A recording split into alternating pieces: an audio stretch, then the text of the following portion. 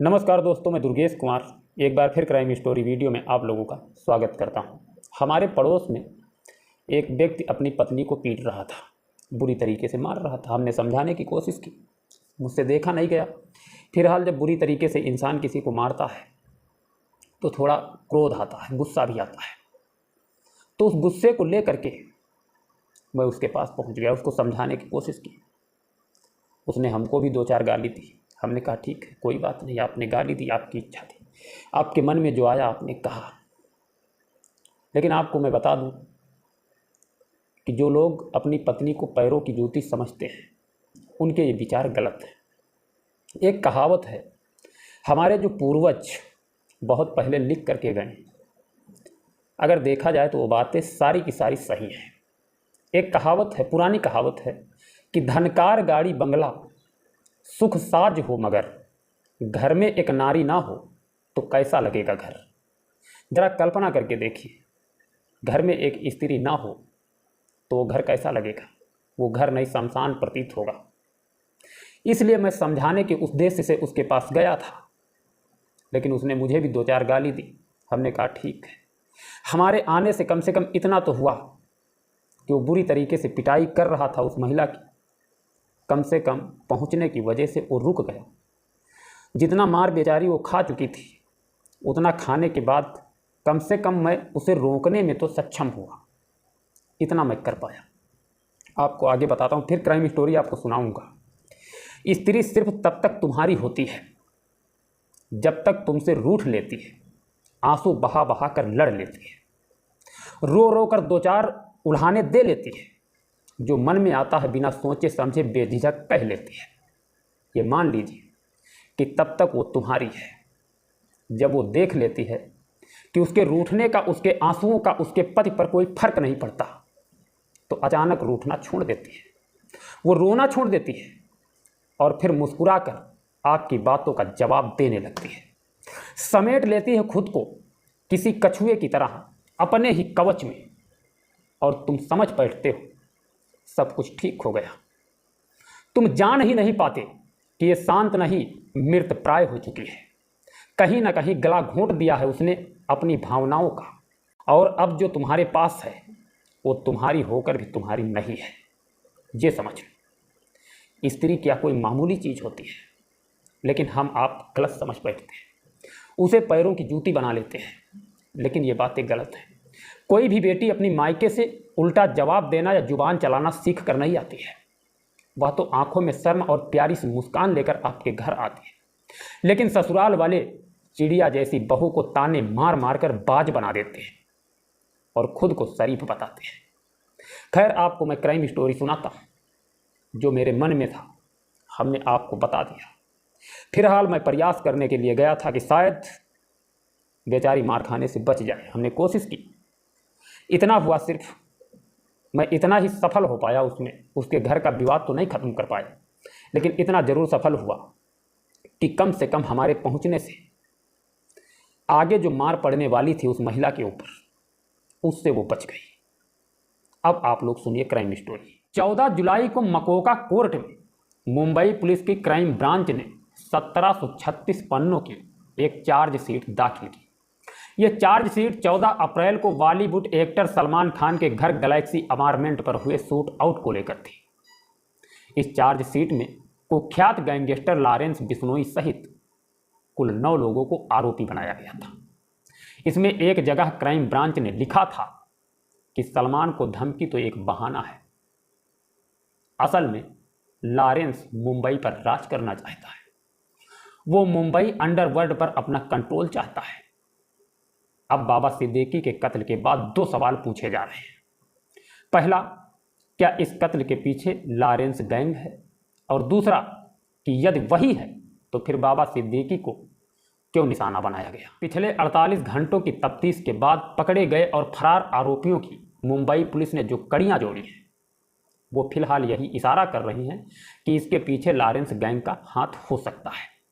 Mumbai police को ऐसा लगता है। आइए समझते हैं कि असल में बाबा सिद्दीकी के कत्ल की साजिश बुनने और उसे अंजाम देने के लिए पुलिस ने अब तक कुल 6 लोगों की शिनाख्त की है। इनके नाम गुरमैल सिंह, शिव कुमार गौतम, धर्मराज कश्यप, जीशान अख्तर, परवीन लोना और शुभम उर्फ सब्बू लोनकार।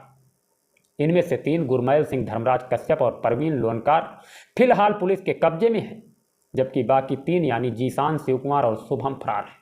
पुलिस उनकी तलाश कर रही है। पकड़े गए आरोपियों से पूछताछ में जो कहानी निकलकर सामने आई है वो कुछ यूं है कि पंजाब के जालंधर के सकर गांव का रहने वाला जीशान अख्तर मर्डर और डकैती के केस में पटियाला जेल में बंद था। उसका अपना एक गैंग है। वो साल 2022 से जून 2024 तक पटियाला जेल में ही बंद था। यहीं उसकी मुलाकात लॉरेंस गैंग के कुछ गुर्गों से हुई। इसके अलावा जेल में रहने के दौरान ही उसकी मुलाकात गुरमैल सिंह से भी हुई, जो अपने बड़े भाई के कत्ल का इल्जाम लेकर सजा काट रहा था। इसी साल 7 जून को जीशान जमानत पर जेल से बाहर आ गया। इसी दौरान गुरमैल भी जमानत पर जेल से बाहर आ चुका था। जीशान ने गुरमैल के घर कैथल जाकर उससे मुलाकात किया। इसके बाद मुंबई चला गया। मुंबई पुलिस के मुताबिक पटियाला जेल में रहने के दौरान ही लॉरेंस गैंग के गुर्गों से बातचीत के बाद जीशान अख्तर को उसका मैसेज मिला। उसे टारगेट का नाम बताया गया। ये टारगेट कोई और नहीं था, बाबा सिद्दीकी थे। अब जीशान को शूटरों का इंतजाम करना था। लॉरेंस गैंग के काम करने के तरीके को देखते हुए ऐसे शूटर चुने जाने थे जिनका कोई बड़ा क्रिमिनल बैकग्राउंड ना हो और ना ही वो वांटेड हो। इसके बाद जीशान पुणे पहुंचा। वहां वो शुभम उर्फ सब्बू लोनकार से मिला, जो कि पहले से ही लॉरेंस गैंग के लिए काम करता रहा। पुणे में उसकी अपनी डेयरी और तबेला है। उसके बराबर में एक कबाड़ का गोदाम है। उसी गोदाम में यूपी के बहराइच से आए धर्मराज कश्यप और शिवकुमार काम करते थे। शुभम ने इन दोनों को पैसे का लालच देकर काम के लिए तैयार कर लिया। अब हैंडलर जीशान के पास 3 शूटर थे, गुरमैल, धर्मराज और शिवकुमार। जीशान ने ही मुंबई में इन तीनों को ठहरने का इंतजाम करवाया। मुंबई के कुर्ला इलाके में 14,000 रुपये में किराए का एक फ्लैट लिया गया। इसमें ये तीनों रहा करते थे। ये फ्लैट 2 सितंबर को किराए पर लिया गया था। मुंबई आने के बाद अब तीनों का एक ही काम था, वो बांद्रा ईस्ट में बाबा सिद्दीकी की रेकी करना और ये पता लगाना कि वो कब कब और कहाँ कहाँ जाते हैं, किन से मिलते हैं, कब घर पर आते हैं, कब बेटे जीशान सिद्दीकी के दफ्तर जाते हैं। कुर्ला से ये तीनों हमेशा ऑटो से बांद्रा आया करते थे, फिर दिन भर बाबा सिद्दीकी की हर मूवमेंट टोह लेते थे। गुरमैल और धर्मराज के पास 2 मोबाइल फ़ोन भी मिले। इनमें से एक सिर्फ कलिंग वाला मोबाइल था, जबकि दूसरे मोबाइल से मुंबई के बीच घूमते हुए इनकी तस्वीरें भी मिली। रेकी के बाद दशहरे का दिन चुना गया।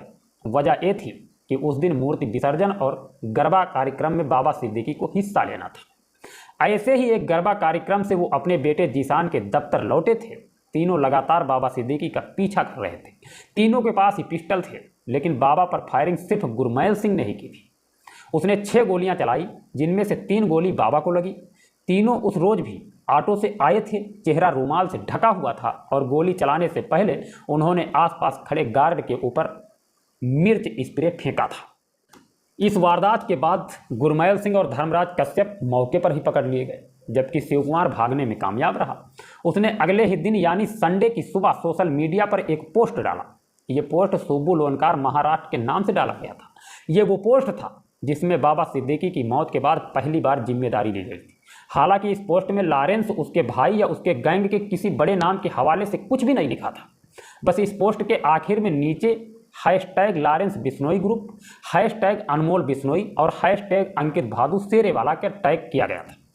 अब तक गुरमैल सिंह और धर्मराज की शक्ल में मुंबई पुलिस के पास 2 आरोपी मौजूद थे। पूछताछ में पूरे कनेक्शन सामने आ रहा था। जैसे ही ये पोस्ट सामने आया, उसको पोस्ट करने वाले सुब्बू लोनकार महाराष्ट्र, जिसका असली नाम शुभम लोनकार है, उसका सुराग पुलिस को मिला।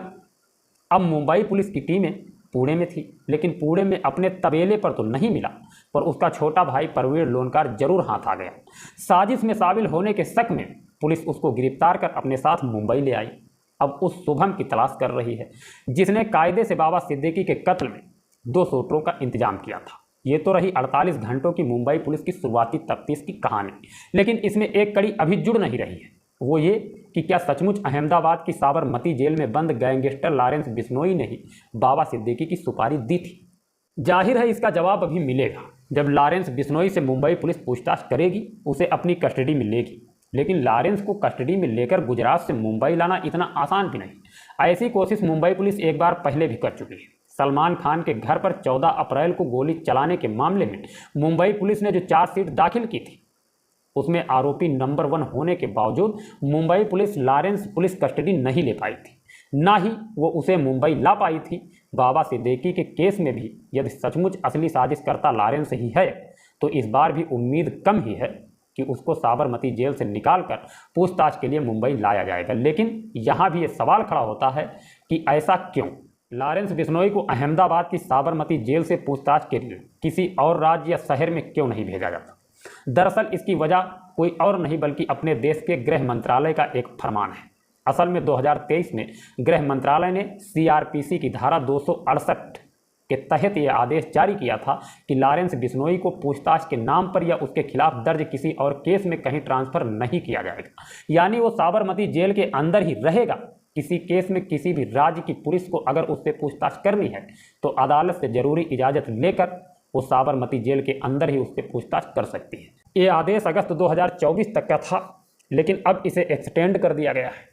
अब सवाल यह है कि यदि बाबा सिद्दीकी के कत्ल के पीछे लॉरेंस का ही हाथ है तो फिर सवाल ये उठता है कि इसकी वजह क्या है, क्योंकि लॉरेंस गैंग ने कभी भी बाबा सिद्दीकी का ना तो नाम लिया और ना ही धमकी दी और ना तो उनकी कोई दुश्मनी थी। सिर्फ सलमान खान के दोस्त होने की वजह से यदि उनका कत्ल करवाया तो ये वजह हजम नहीं होती। बाबा सिद्दीकी निशाने पर क्यों थे? इसका जवाब गैलेक्सी शूट आउट केस में दाखिल मुंबई पुलिस की चार्जशीट में है। उसमें मुंबई पुलिस ने कहा था कि लॉरेंस मुंबई चाहता है, मुंबई पर कंट्रोल चाहता है। तो क्या मुंबई में अपनी पैठ बनाने के लिए ही लॉरेंस ने बाबा सिद्दीकी को चुना? जानकारों की माने तो ऐसा मुमकिन है। लॉरेंस मुंबई में साम्राज्य और रसूख स्थापित करने के लिए ऐसा कर सकता है। बाबा सिद्दीकी का न सिर्फ राजनीति, सरकार और पुलिस में ठीक ठाक दबदबा था, बल्कि वो बॉलीवुड में भी उतने ही मशहूर थे। अब ऐसी किसी हस्ती को निशाना बनाकर लॉरेंस गैंग मुंबई में आसानी से अपनी मौजूदगी की दस्तक दे सकता है। तो क्या बाबा सिद्दीकी के कत्ल के पीछे असली वजह सिर्फ यही है? जाहिर है मुंबई पुलिस के पास पहले से ही इसकी खबर है और अब बाबा सिद्दीकी की मौत के बाद वजह को लेकर इस पहलू से भी वो पूरे मामले की जांच करेगी। खैर, मिलते हैं नेक्स्ट वीडियो में। परिवार के साथ हंसी खुशी से रहना और हमारी तरह गाली भी खा लेना। किसी को बचाने के चक्कर में अगर आपको गाली मिलती, कोई बात नहीं, गाली खा लेना और ठीक ठाक अपनी ज़िंदगी का निर्वाह करना। मिलते हैं नेक्स्ट वीडियो में। जय हिंद, जय भारत।